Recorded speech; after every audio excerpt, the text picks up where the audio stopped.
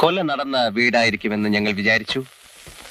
ഞങ്ങൾ വന്നിറങ്ങിയ ഉടനെ ഞങ്ങളെ ആക്രമിക്കാൻ വന്ന ഭീകരനാണ് നിങ്ങളെന്ന് കരുതി. സിഐഡികൾക്ക് ആരെയും എപ്പോഴും സംശയിച്ചേ പറ്റൂ. ഇത്രയും ക്രൂരമായിട്ട് എന്റെ ഭാര്യ പോലും എന്നെ തല്ലിയിട്ടില്ല. ഞാൻ എതിരാളികളോട് ഏറ്റുമുട്ടുമ്പോൾ എന്റെ ഓരോ ഇടിക്കും ഓരോ ക്വിന്റൽ വെയിറ്റ് കാണും.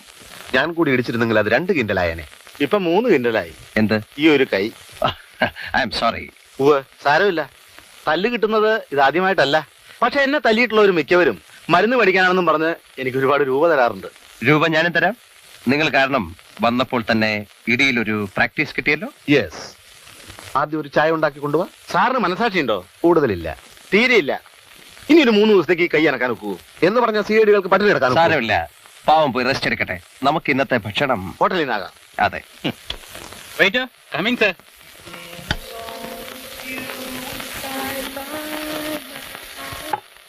നല്ല കാച്ചാണല്ലോ. ഇന്ന് എന്തോ നല്ല വിശപ്പ്. അതൊരു പുതിയ സംഭവമല്ലല്ലോ. ഇതുപോലെ നല്ല ഫുഡ് ഉണ്ടാക്കാൻ നമ്മുടെ പുതിയ താമസ സ്ഥലത്ത് ആ കുക്കിനോട് നീ ഒന്ന് പറയണേ. മൂക്കുമുട്ട തിന്ന് കിടന്നുറങ്ങാൻ വന്നവരല്ല നമ്മൾ. ദാസ, നമ്മള് സൗകര്യം കിട്ടുമ്പോ തിന്നില്ലെങ്കിൽ ഒടുവിൽ ഡയബറ്റീസ് വരുമ്പോ ഖേദിക്കും. ഇങ്ങനെ കഴിച്ചാൽ അതിനു മുമ്പ് തന്നെ ഖേദിക്കാം.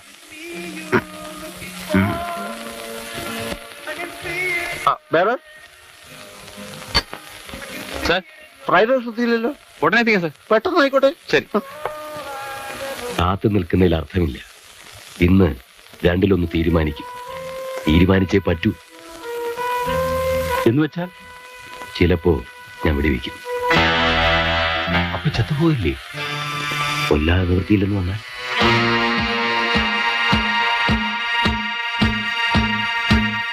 പഴയ കാര്യങ്ങളൊക്കെ ആലോചിക്കുമ്പോ ഇപ്പൊ ചിരിക്കാനാ തോന്നുന്നത്.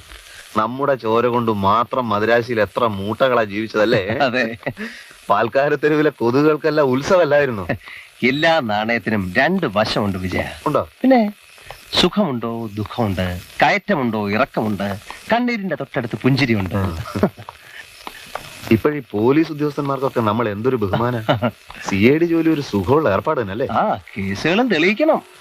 അത് തെളിയിക്കാം. ഇന്നത്തെ നമ്മുടെ എല്ലാ നീക്കങ്ങളും വളരെ വളരെ കറക്റ്റ് ആയിരുന്നില്ലേ? നിന്റെ കുറെ വിഡ്ഢിത്തരങ്ങൾ ഒഴിച്ചാൽ എന്റെ ഭാഗം എല്ലാം കറക്റ്റ് ആയിരുന്നു. ഓഹോ. അപ്പൊ കൊലപാതകയെ കണ്ടുപിടിക്കാനുള്ള തുമ്പുകളൊക്കെ കിട്ടിയിട്ടുണ്ടോ ആവോ? സാറിന് വല്ല തുമ്പും കിട്ടിയിട്ടുണ്ടോ? കിട്ടിയെങ്കിൽ എനിക്കും കിട്ടി.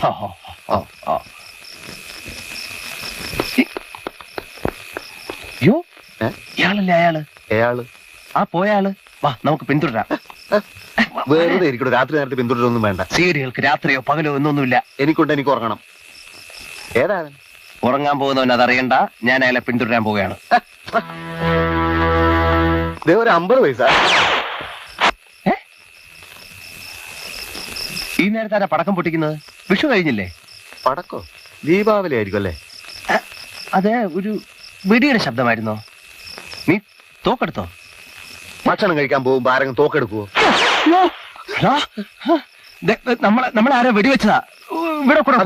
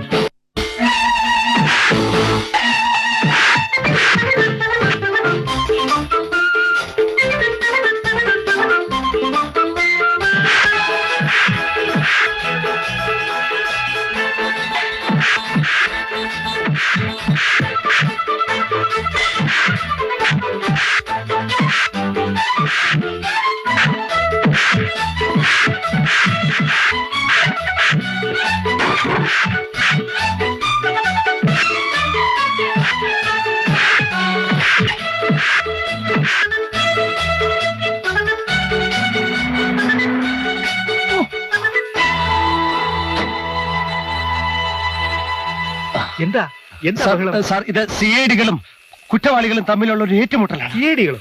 ഏത് സിഐഡികള്? സിഐഡികൾ ഞങ്ങൾ തന്നെ. ഓഹോ, ഇത് വളരെ മോശപ്പെട്ട ഒരു സ്ഥലമാ. ഇവിടെ നിൽക്കുന്ന അപകടമാ. വേഗം വണ്ടിയിലോട്ട് കയറിക്കോ. പോകാം.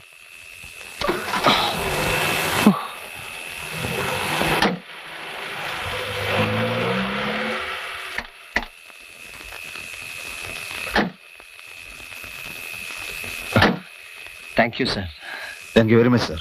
എന്റെ കാറ് വന്നില്ലായിരുന്നെങ്കിൽ രണ്ടുപേരെ അവര് തല്ലിക്കൊന്നേനെ. ഇത്രയും പെട്ടെന്നൊരു ആക്രമണം ഞങ്ങളും പ്രതീക്ഷിച്ചില്ല. ഏതായാലും ഒരു നല്ല കാര്യം ചെയ്യാൻ കഴിഞ്ഞതിലുള്ള സംതൃപ്തിയുണ്ട്. അനാഥ മന്ദിരം കെട്ടുന്നതിനെ പറ്റിയുള്ള ചർച്ച തീരാൻ വൈകിയത് നിങ്ങളുടെ ഭാഗ്യം. അപ്പൊ സാറ് കോൺട്രാക്ടർ ആയിരിക്കും അല്ലേ? അയ്യോ, ഞാനൊരു പാവം. സമൂഹത്തിന് എന്തെങ്കിലും നന്മ ചെയ്യണമെന്ന് ആഗ്രഹിക്കുന്ന ഒരു പാവം സാമൂഹ്യ പ്രവർത്തകൻ. ശരി. നിങ്ങൾ DYSPയുടെ കൊലപാതകം അന്വേഷിക്കാമെന്ന ഉദ്യോഗസ്ഥന്മാരാണല്ലേ? ആ കൊലപാതകം മാത്രമല്ല, ഞങ്ങൾക്ക് കംപ്ലീറ്റ് കള്ളക്കടത്തുകാരെയും വേരോടെ പിഴുതെറിയുകയും വേണം. നേര് പറഞ്ഞാൽ എനിക്ക് നിങ്ങളോട് സഹതാപമുണ്ട്.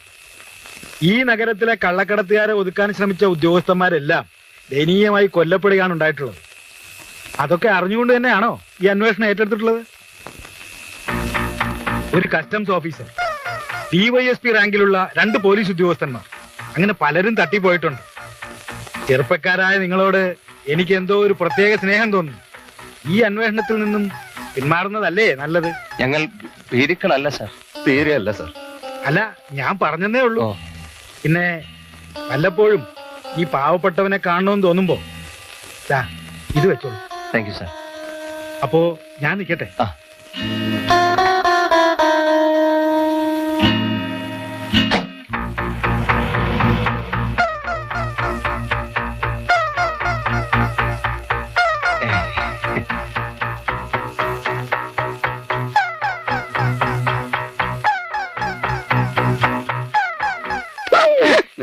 സോറി.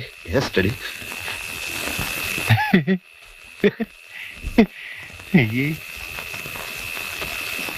എന്താന്നാ കുഞ്ഞുഷായത്, പിള്ളേരെ കളിയാ?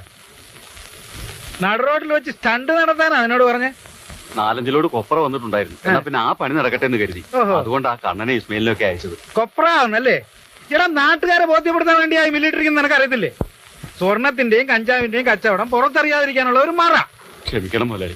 അടിച്ചും ഇടിച്ചും 2 മണിക്കൂർ സ്റ്റണ്ട് നടത്തിയല്ല ശത്രുക്കളെ വകവരുത്തേണ്ടത്. അവന്മാരെ കൊണ്ട് പറ്റത്തില്ല എന്ന് മനസ്സിലായത് കൊണ്ടാണ് ഞാൻ അവിടെ കാറും കൊണ്ടുവന്നത്. അതിൽ ആരെങ്കിലും പിടിച്ചിരുന്നെങ്കിൽ എന്റെ ഗതി എന്താവും? ഇനി ഒരു അബദ്ധം പറ്റില്ല മുതലാളി. ആ മംഗലാപുരത്തുനിന്ന് ദേവഗൌഡയുടെ ഫോൺ ഉണ്ടായിരുന്നു. എന്ന് പറഞ്ഞാൽ ഇടുക്കിയിൽ നിന്ന് കഞ്ചാവിലാറി എത്തിക്കാൻ അത്ര എളുപ്പമാണ്. അവന്മാരെ തട്ടിയിരുന്നെങ്കിൽ ഒരു ആത്മവിശ്വാസം വന്നേനെ. മുതലാളി ഒന്ന് സമാധാനമായിട്ടിരിക്കേ. ഞാൻ മുഖംമൂടി ഇടാം. അശോകവർമ്മയെ പോലെ യവന്മാരുടെ അന്ത്യു എന്റെ കൈകൊണ്ട് തന്നെ വേണമെന്നായിരിക്കും ദൈവനിശ്ചയം. ദേവഗൌഡയെ വിളിച്ചു പറ കഞ്ചാവ് വൈകില്ലെന്ന്. പിന്നെ കുഞ്ഞീഷം പുറത്തൊന്നും പോയി കളയരുത്. ഇല്ല. നമ്മുടെ സ്വർണ്ണപ്പെട്ടികൾ ഷെഡിലുണ്ടെന്നുള്ള കാര്യം മറക്കണ്ട. ഓ, അത് ഗുജറാത്തിൽ എത്തുന്നത് വരെ എനിക്ക് ഉറക്കം വരില്ല. ഞാൻ ഏതായാലും ഗുരുവായൂർ വരെ ഒന്ന് പോവുകയാണ്. ഈ ദുർഘടങ്ങളൊക്കെ മാറ്റിത്തരാൻ ഗുരുവായൂരപ്പനോടല്ലാതെ മറ്റാരോട് പറയാൻ?